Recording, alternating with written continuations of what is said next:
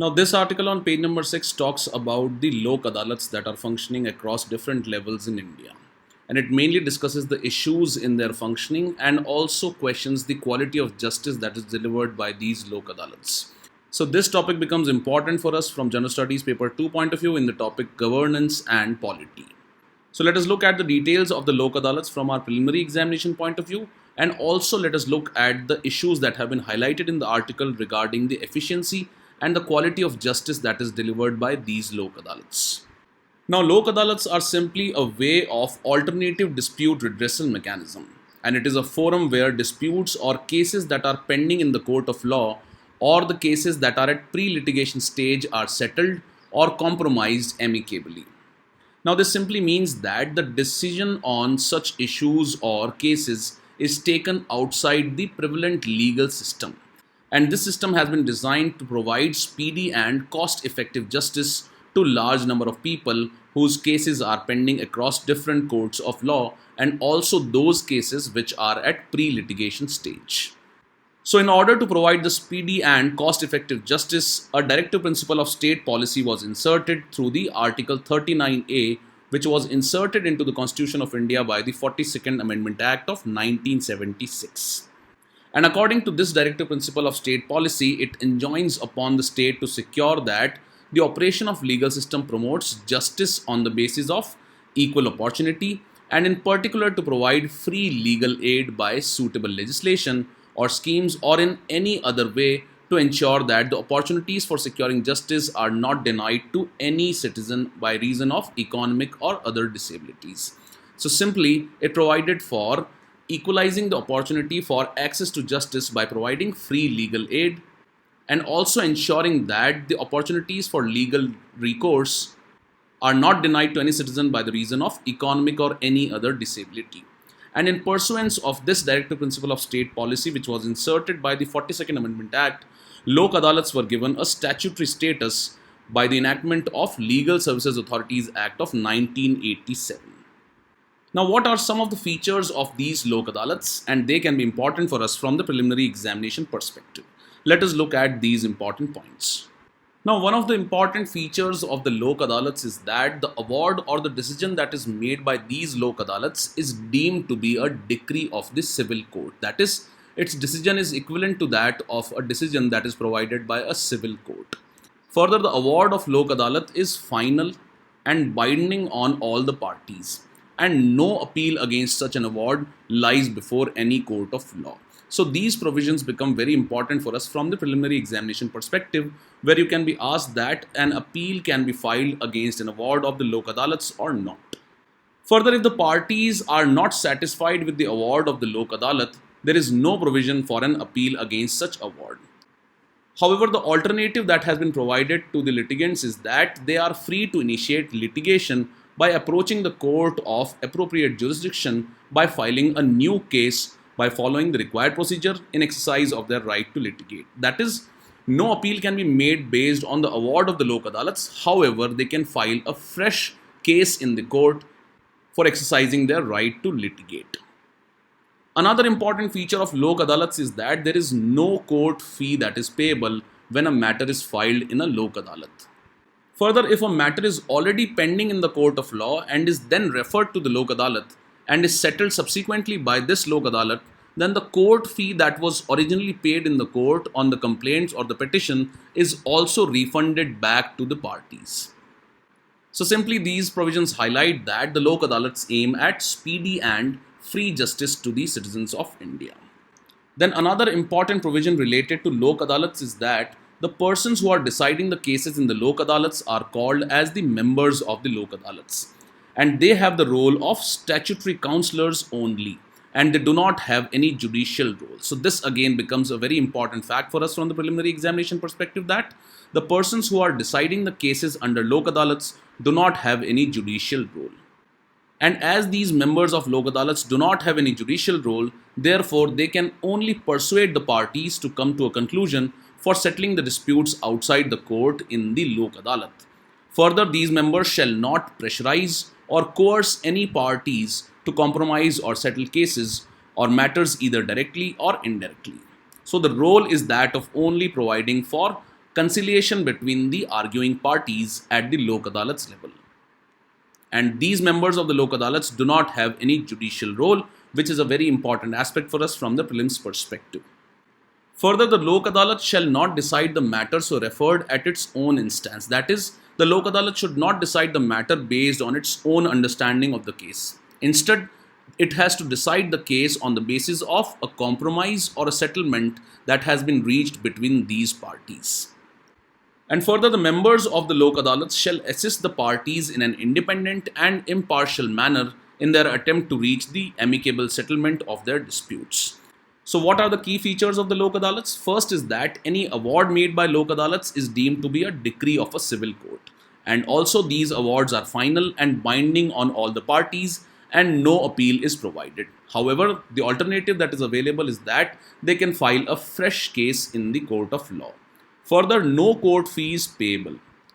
And if a settlement has been reached by the award of Lok Adalat on a case that has already been pending in the court of law, the fees that has been paid by the litigants shall be refunded back. Also, the members of the Lok Adalats do not have any judicial role, and the Lok Adalats cannot decide on the matter on its own. However, it can decide only on the basis of a compromise or settlement that has been reached between the parties. And all these points that we discuss here are extremely important for us from the prelims perspective. After this, let us look at the nature of cases that can be referred to Lok Adalats and what are the conditions that are required for a case to be filed in the Lok Adalats. Now, regarding the nature of cases that can be referred to the Lok Adalats, first is that any case that is pending before any court can be referred to the Lok Adalats. Secondly, any dispute which has not been brought before any court and is likely to be filed before the court can also be referred to the Lok Adalats. That is, on any issue or any case that has been not brought before any court till now can also be referred to the Lok Adalats. And this is said to be the pre-litigation stage at which the cases can be referred to the Lok Adalats for bringing out an award or a compromise and settlement between the arguing parties. However, the only condition is that any matter relating to an offence not compoundable under the law shall not be settled in Lok Adalat. So only the compoundable offences can be referred to the Lok Adalats. Now, what are these compoundable offences?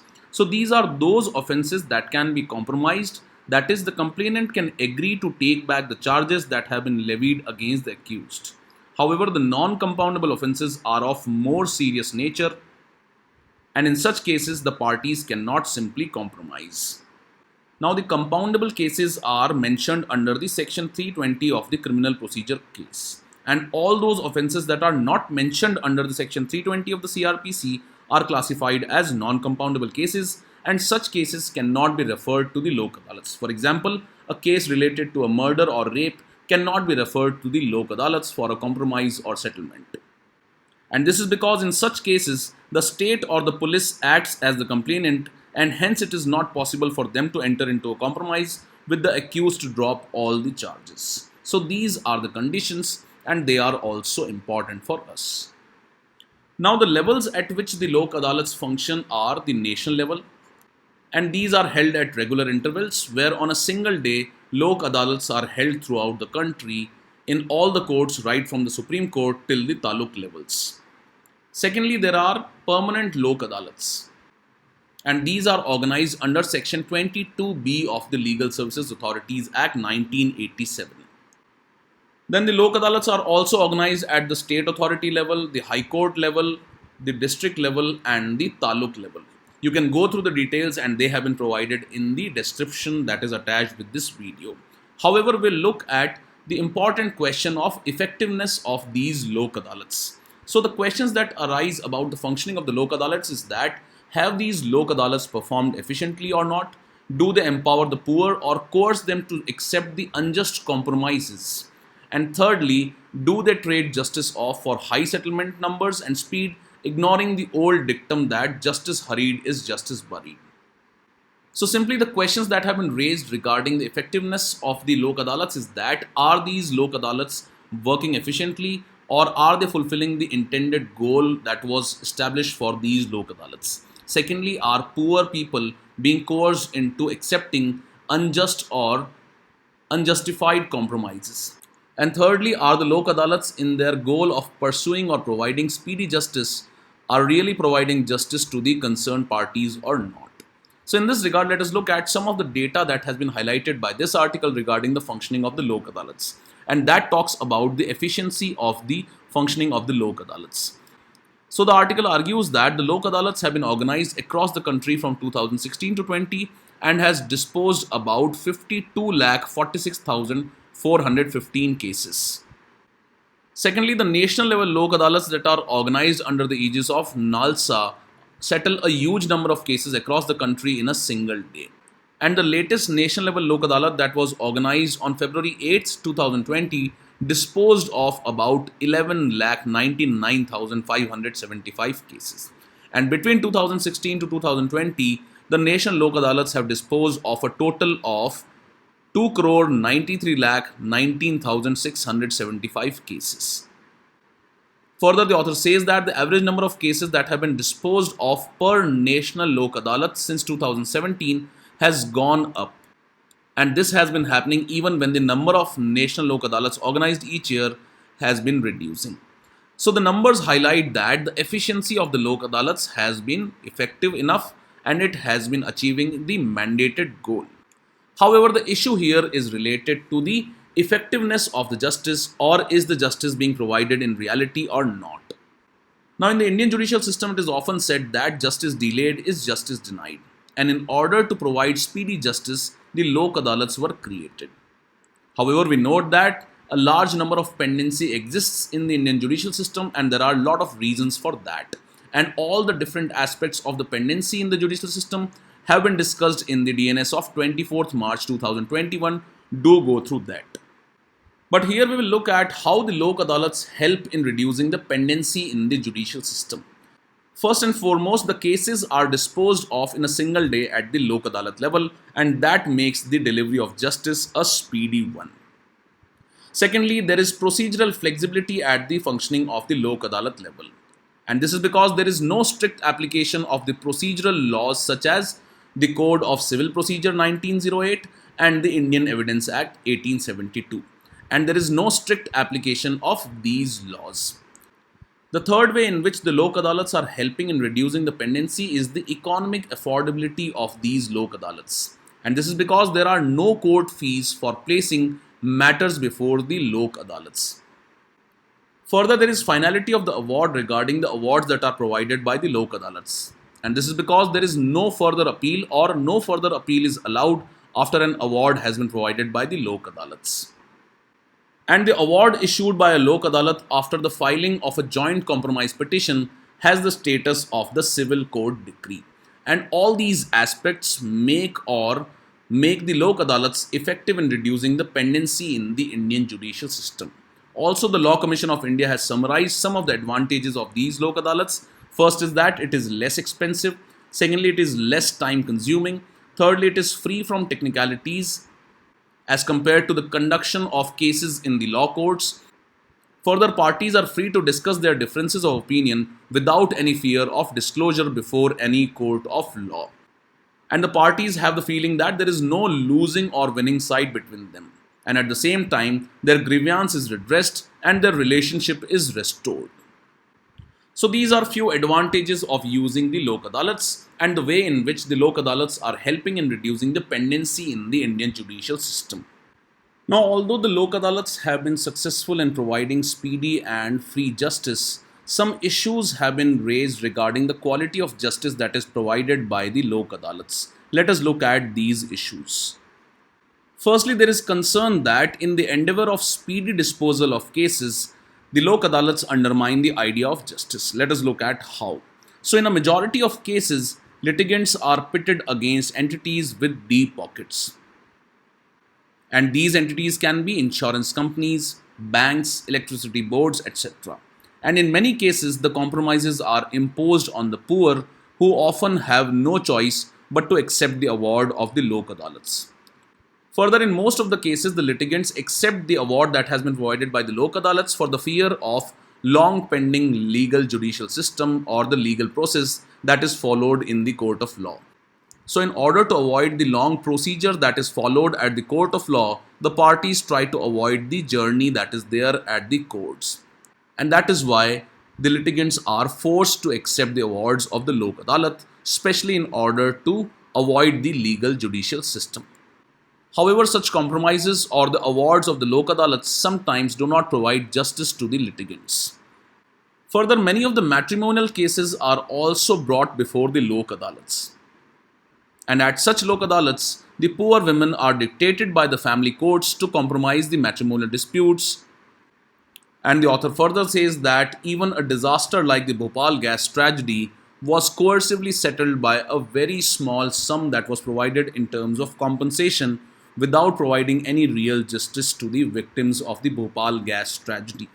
So these are some of the issues that have been highlighted regarding the quality of justice that is provided by the Lok Adalats. So these are few important points both from our preliminary as well as mains examination perspective related to the working of the Lok Adalats. With this, let's take up the next news article now. Now, this article on page number 10 talks about the issue of carbon neutrality or net zero emissions that has been news continuously for the past few weeks. Now, what is the context of this news article? So, a virtual climate leaders summit is being convened by the new president of United States of America, Joe Biden, on April 22nd and 23rd, and where the Indian Prime Minister has also been invited. And we already know that Donald Trump had withdrawn from the Paris climate deal because he was not a believer of the climate change or the human-induced climate change. However, the new president of United States of America has argued that United States of America will again be joining the Paris climate deal. So in order to reclaim the global climate leadership, the United States of America is expected to commit itself to a net zero emission target for 2050 at the summit or the virtual climate leaders summit that is being convened by the President of United States of America. Now, several other countries, including the United Kingdom and France, have already enacted laws promising to achieve a net zero emission scenario by the middle of the century. And in this regard, China has also promised to go net zero by 2060. However, India, which is the world's third biggest emitter of greenhouse gases after the United States of America and China, is the only major player which is not committing to a net zero emissions by the 2050. And accordingly, John Kerry, who is the US President's special envoy on climate change, is visiting India in order to nudge it to drop its hard opposition and open up to the possibility of pledging itself to a 2050 net zero goal.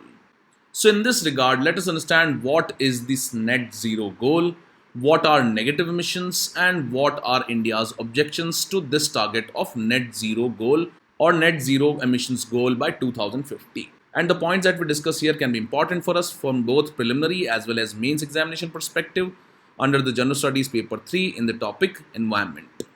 So the question here is, what is net zero goal or net zero emissions goal that is being put forward by the United States of America? Now, this net zero goal is also referred to as achieving the carbon neutrality.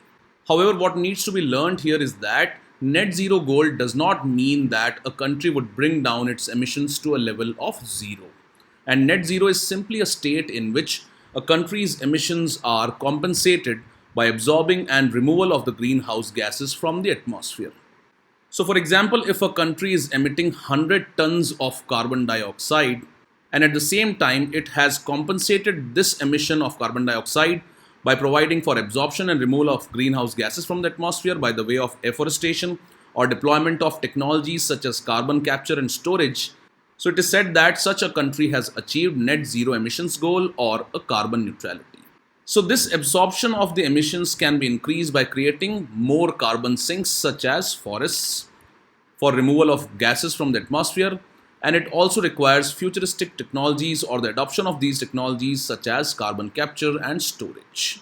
Further, it is being argued that the global carbon neutrality by 2050 is the only way to achieve the Paris Agreement target of keeping the planet's temperature from rising beyond 2 degrees centigrades compared to the pre-industrial times. In order to learn more about the Paris Climate Deal, you should go through yesterday's DNS, where various details of the Paris Climate Deal and how the global climate change is happening has been discussed in detail.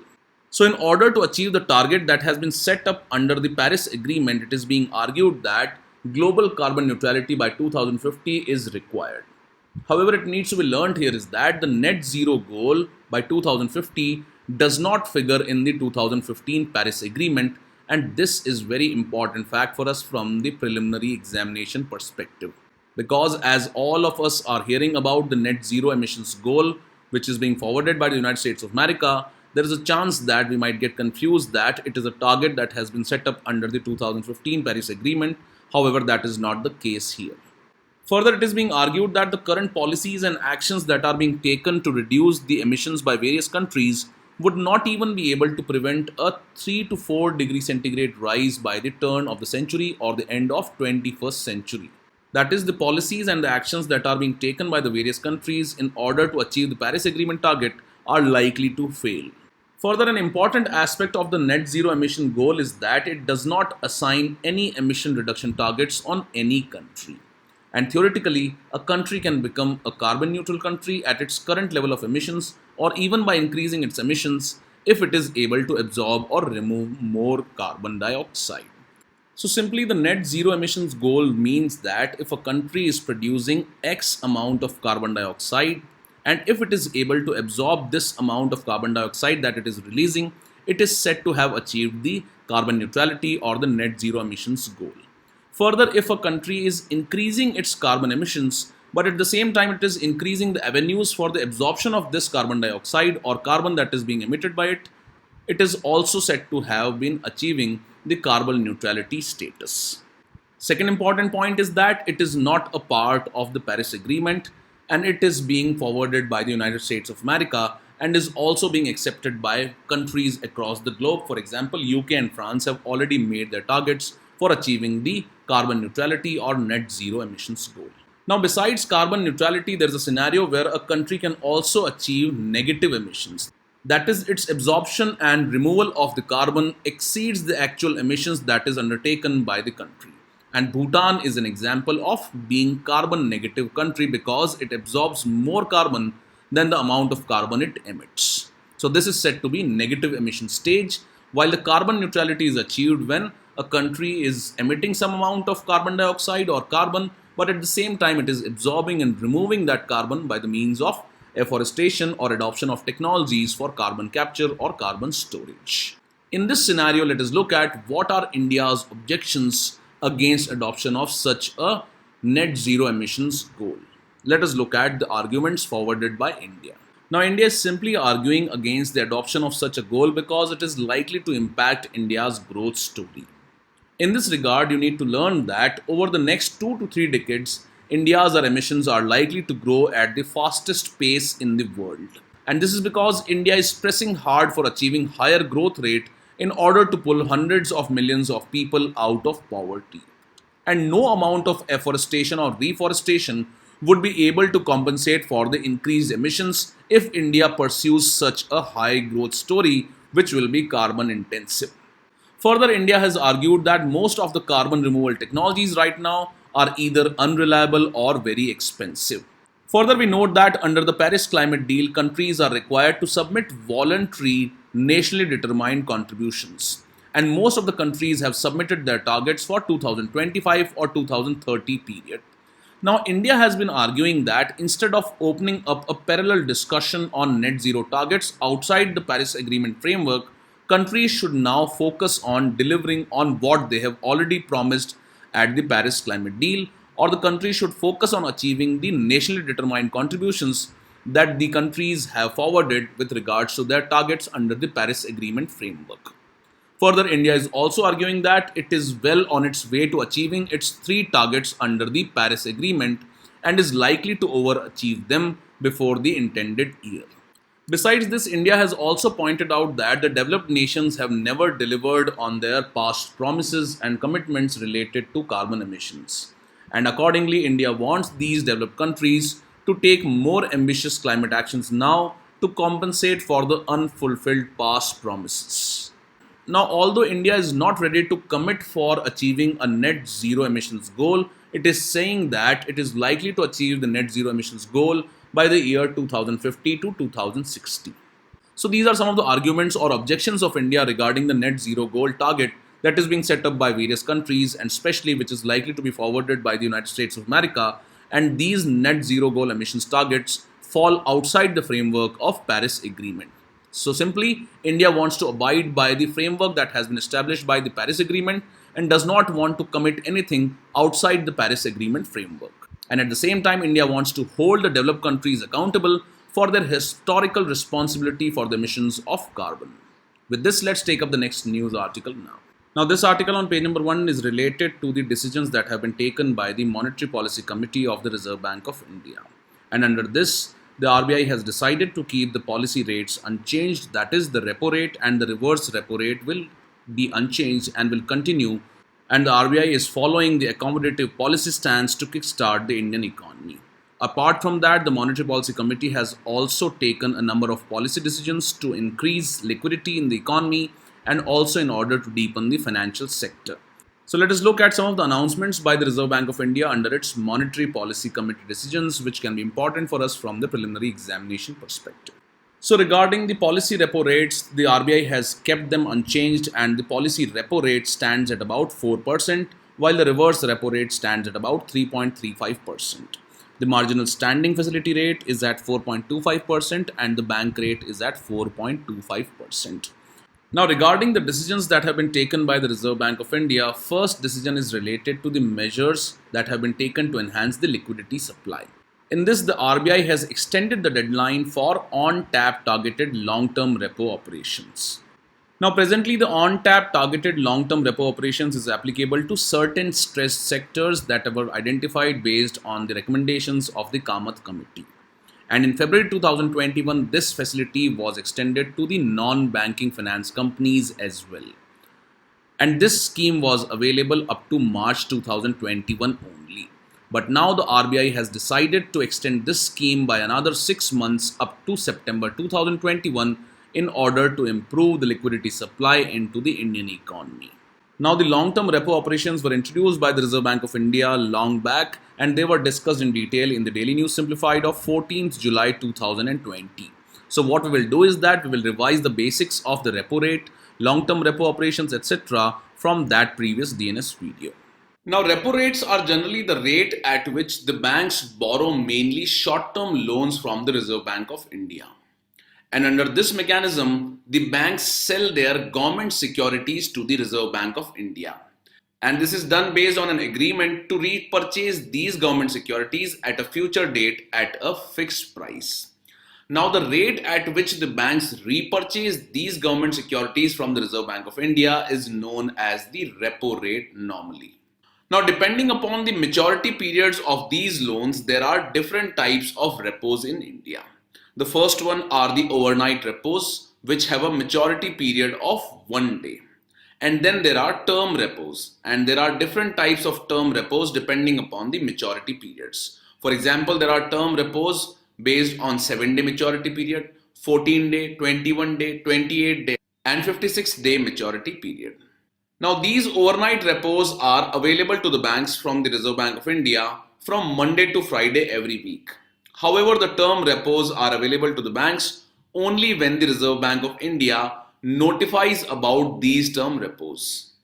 Now, one important thing about these term repos is that the interest rate on these term repos is determined through the auctions. And accordingly, the interest rate on these term repos is usually higher than the repo rate which is announced by the Reserve Bank of India. And we note that the Reserve Bank of India announces this repo rate for the overnight repos or the interest rate on the overnight repos. So the main difference between the overnight repos and the term repos is that in case of term repos, the interest rate is determined based on auction. And as the interest rate is determined based on auctions, the interest rate is usually higher than the overnight repos.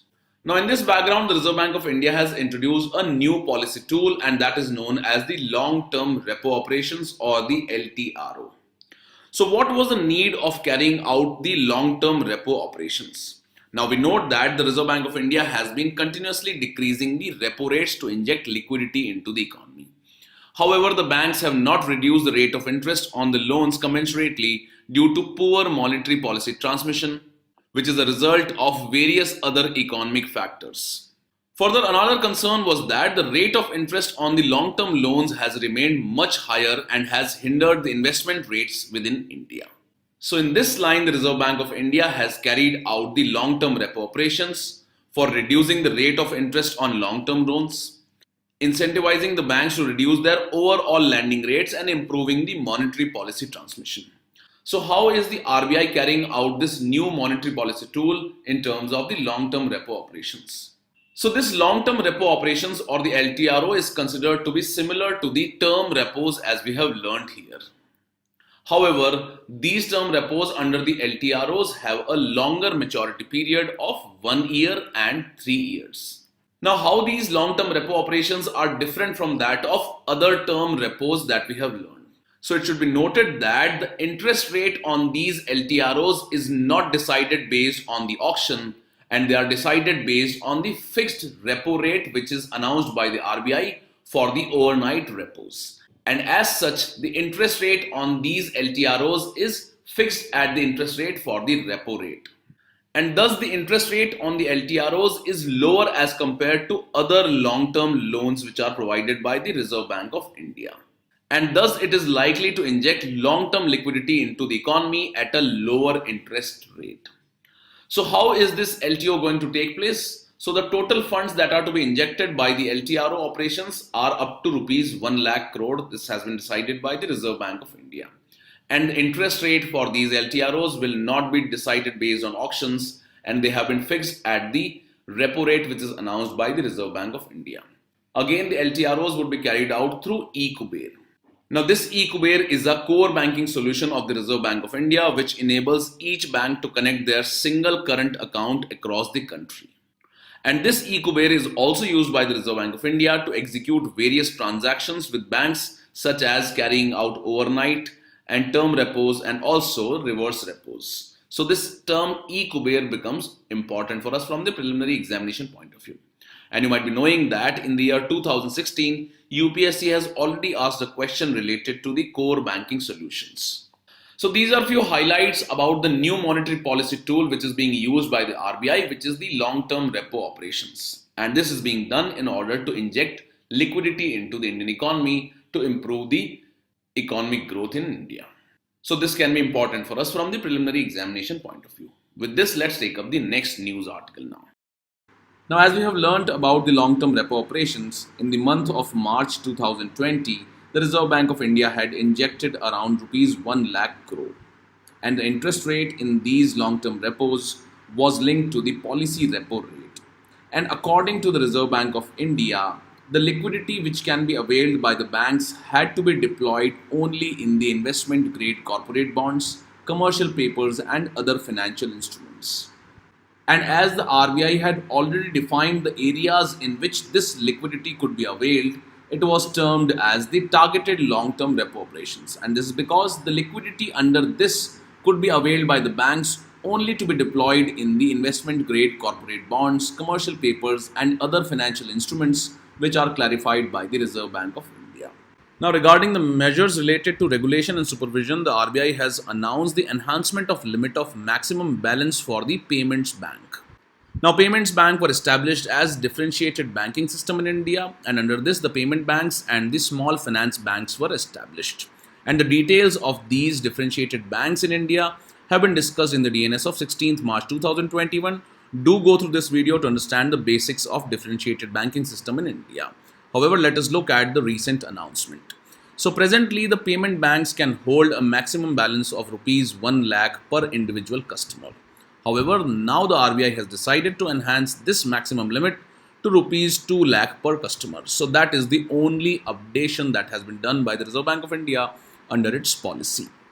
Secondly, regarding the on-lending through the NBFCs, in August 2019, the RBI had decided to allow the banks loans to registered NBFCs for on-lending to the priority sectors like agriculture, micro and small enterprises, and etc. And banks were allowed to lend up to 5% of the priority sector lending requirements to these NBFCs. And these NBFCs would then lend to the priority sectors such as agriculture, MSMEs, and the housing. So this on-lending through the NBFCs was allowed because on the one hand, it would benefit banks to fulfill their priority sector requirements while on the other hand, it would be able to leverage the reach of the NBFCs to provide the credit to critical sectors. Now, the announcement is that the scheme was available up to March 2021 only. However, now the RBI has decided to extend the scheme by another 6 months up to September 2021.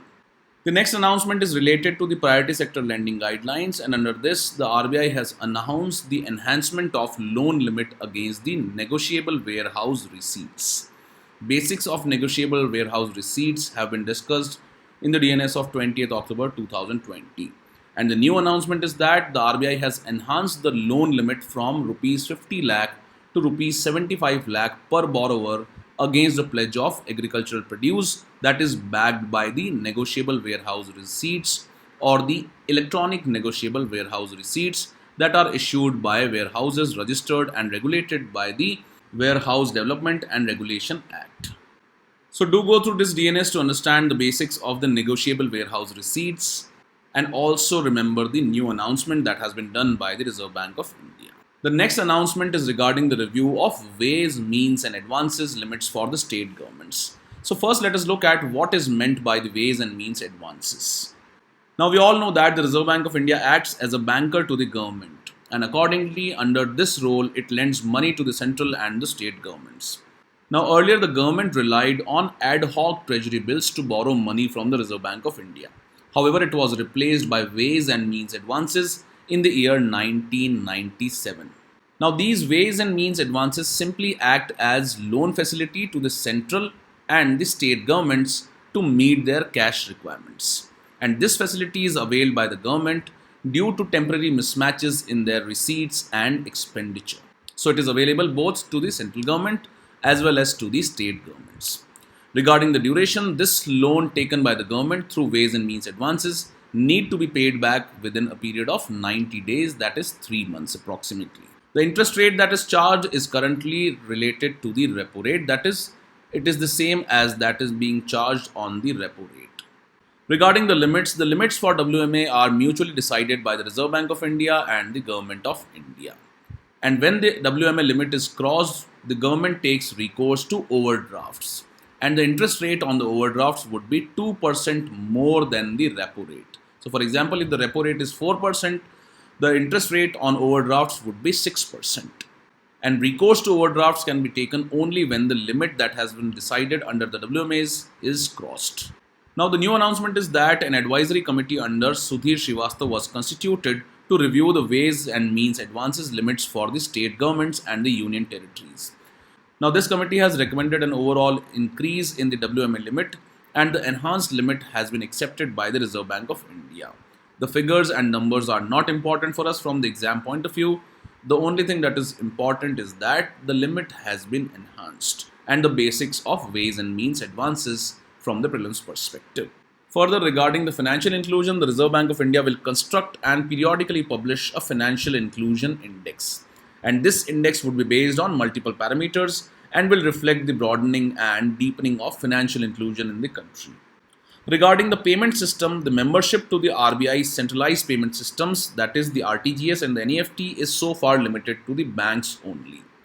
Now the RBI has proposed to enable the non-bank payment system operators, for example, the prepaid payment instrument issuers, card networks, white label ATM operators, TREDs and platforms regulated by the Reserve Bank to take direct membership in the centralized payment systems. So simply, it has been extended well beyond the banks. And these platforms can also now avail the centralized payment systems of RTGS and NEFT. So these are few important aspects. Do go through the references of the DNS that have been made in this discussion and also learn about the new announcements. And various details have been included in the PDF of today's discussion. Do go through that and learn about the basics of differentiated banking, ways and means advances, etc. With this, let's take up the next news article now. Now, this article on page number 6 is related to the right of the women to abortion.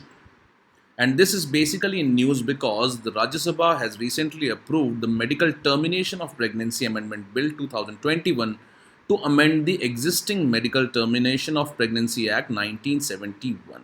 And this bill was earlier approved by the Lok Sabha. Now, before 1971, that is the Medical Termination of Pregnancy Act 1971, abortion was criminalized under the section 312 of the Indian Penal Code 1860, and this was described as intentionally causing miscarriage. So, in this article, we'll look at some of the concerns that have been raised regarding the new amendments that have been brought under the Medical Termination of Pregnancy Bill 2021, and also some of the salient features of the amendments and some of the issues related to them. And the points that we discuss here can be important for us from General Studies Paper 2 point of view in the topic social justice.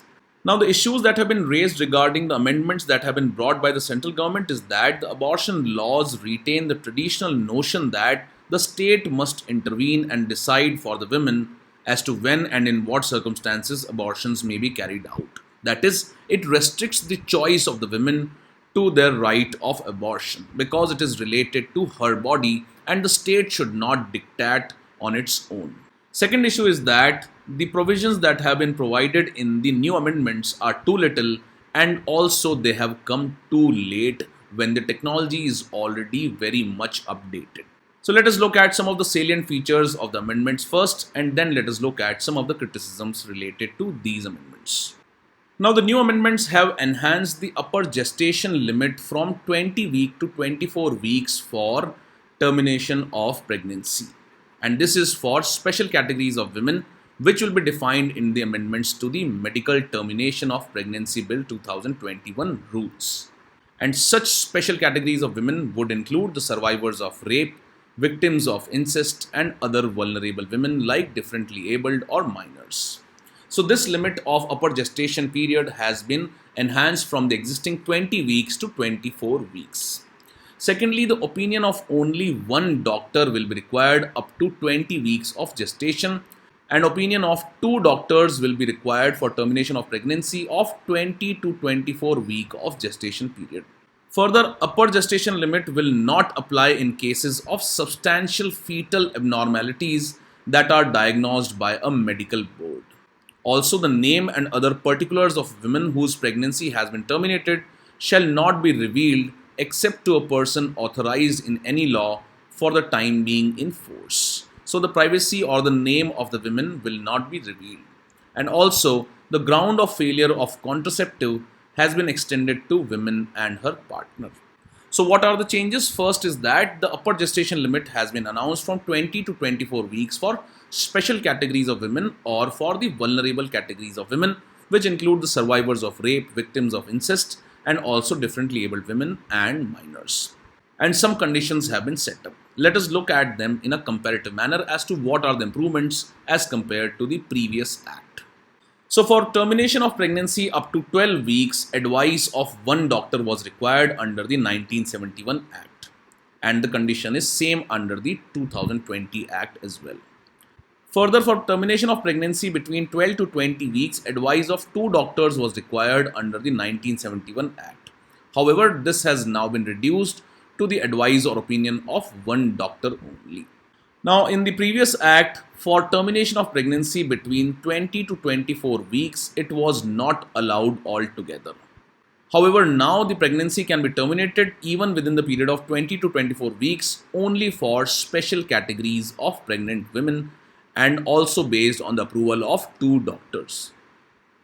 And if the pregnancy has to be terminated for a period of more than 24 weeks, it was not allowed in the previous act, but now a medical board will be set up in case of substantial abnormality of fetus. Now, what are the criticisms that have been put forward? Now, the section 3 has put an outer limit of 20 weeks on the length of pregnancy, as we have learned. And this outer limit can be extended up to 24 weeks in case of special categories of women, which is necessary to save the life of pregnant women. However, it has been argued that the 1971 Act was formulated at a time when there were limitations of technology which made it hazardous for the women to have abortions done after the 20th week. However, these limits have now disappeared with phenomenal improvement in the technology. And these technologies have rendered it possible to carry out abortions safely right up to the full term of pregnancy. And thus the excuse of safety of women was no longer tenable to be used for restricting the women's right, which has not been recognized under the new amendments also. So the act fails to recognize the absolute right of women over her body in taking decisions regarding abortions and reproductive health. And that is why the amendments also look like conservative in nature, and they are not pro choice, or they do not recognize the right of women over her body in taking decisions related to abortions and reproductive health.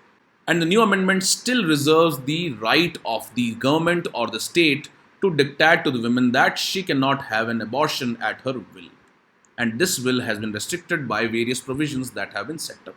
Further, even though the limit has been pushed back from 20 to 24 weeks, this comes with some state conditionalities as before. And that is why this again is against the right of the woman over her body. Further, the 24-week limit is also not justified because of the level of technology that exists today.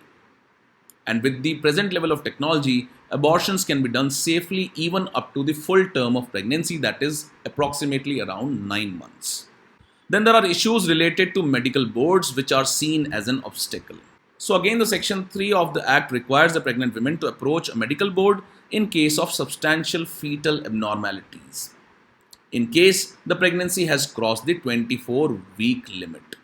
Now, issue here is that these boards impose some amount of obstacles to the women who are seeking late abortions, that is beyond the 24-week limit. So the author argues that such kind of conversation or exchange used to occur between the pregnant woman and her gynecologist, who would take a decision on the safety of the pregnant woman. Now, this has been replaced by a board of minimum 3 doctors, and this is totally unnecessary and breaches the privacy of the pregnant woman and her right to consult with the gynecologist privately. Further, under this section, the medical board will be set up at the state level, and there will be only one single board at the state level. Now, given the millions of abortions that are taking place in India, it is impossible for one board to handle all the cases. And if there will be delay in the decisions taken by these boards, it is again going to adversely impact the health of the women who are pregnant. Further, the Act says that the right to seek termination of pregnancy is restricted to such category of women as may be prescribed by the rules. So such kind of provisions have left a grey area that what categories of women would be permitted termination of pregnancies. So in short, the boards are totally unnecessary, and to protect the privacy of the pregnant women, women should be left alone to consult their gynecologists in late-term pregnancies. And the abortions should carry out under the certificate of their own gynecologist that the abortion can be performed safely. And this is the trend worldwide and also in the courts. So these are few amendments that have been brought to the Medical Termination of Pregnancy Act, and also these are some of the criticisms that have been forwarded by the author. With this, let's take up the next news article now. Now, this article on page number 7 is related to the transgender community, and this has appeared in the newspaper in the context of 13 members of the transgender community being selected recently as constables under the Chhattisgarh police. Now, earlier a few transgenders were inducted into the Tamil Nadu police also. Now, this step that has been taken by the governments of Chhattisgarh and Tamil Nadu is significant in the backdrop of the fact that there was no reservation for the transgender community as a separate category. And such kind of steps taken by the governments may help in changing the perception of people who think of them as fearful entity with a stigma of identity, disability, criminality or untouchability. Now, the journey of transgender people has been a difficult and a long one, and the community had no legal recognition till the Supreme Court's Nalsa versus Union of India judgment of 2014, which ruled that transgender persons have the right to decide their self-identified gender. The binary notion of gender denied equal protection of law to the transgenders, and according to the census of 2011, the total population of transgenders in India is about 4.9 lakh. So let us look at the features of the Transgender Persons Act 2019 and some of the steps that have been taken by various state governments, etc., related to the rights or improvement in the condition of the transgender persons. And the points that we discuss here can be important for us from General Studies Paper 2 point of view in the topic social justice. Now, what are some of the features of the Transgender Persons Act 2019? First is that it seeks to establish the National Council for Transgender Persons. Secondly, it provides a definition of the transgender persons, and this act defines a transgender person as one whose gender does not match the gender assigned at the birth. and it includes trans men and trans women, persons with intersex variation, genderqueers, and persons with socio-cultural identities such as Kinnars and Hijras. Regarding the certificate of identity, the Act states that a transgender person shall have the right to self perceived gender identity. That is, they can identify themselves as either males, females, or even as a third gender. Now, this concept of identity is in spirit with the international conventions, particularly the Universal Declaration of Human Rights 1948 and the International Covenant on Civil and Political Rights 1966 and the Yogyakarta Principles of 2006. The Act further recognizes that the transgender persons have a legal right to self perceived gender identity in accordance with the principle of psychological test instead of the biological test. Then a certificate of identity can be obtained at the district magistrate's office and a revised certificate has to be obtained if sex is changed. The Act also has a provision that provides transgenders the right of residence with parents and immediate family members. Earlier, families used to abandon the transgender child that was born. Further, the Act prohibits discrimination against a transgender person in various sectors such as education, employment, and healthcare. And this Act also provides that the offences against transgender persons will attract imprisonment between 6 months and 2 years in addition to a fine. So these are few features of the transgender persons which provides them an identity and also recognizes their right and aims at ending discrimination against this community. Now, regarding the upliftment of the transgender community, Garima Grahs have been established by the Ministry of Social Justice and Empowerment. And these are basically a shelter home for transgender persons. Under this, the ministry has decided to set up shelter homes for transgender persons who have been forced to leave their homes or have been abandoned by their family. Further, these Garima Grahs will be run by transgender community-led organizations, and these shelters will also provide skill training to connect the community members with livelihood opportunities. Other steps include Odisha recently categorized transgenders under the below poverty line category, which will enable the community to avail socio-economic benefits. Kerala came out with a transgender policy, and Tamil Nadu constituted the Arvanis Welfare Board in 2008 for providing pension to this community. So these are some of the steps that have been taken by the Government of India via the Act and also various state governments for the upliftment of the transgender community. With this, we conclude today's discussion, and this is the question for the day.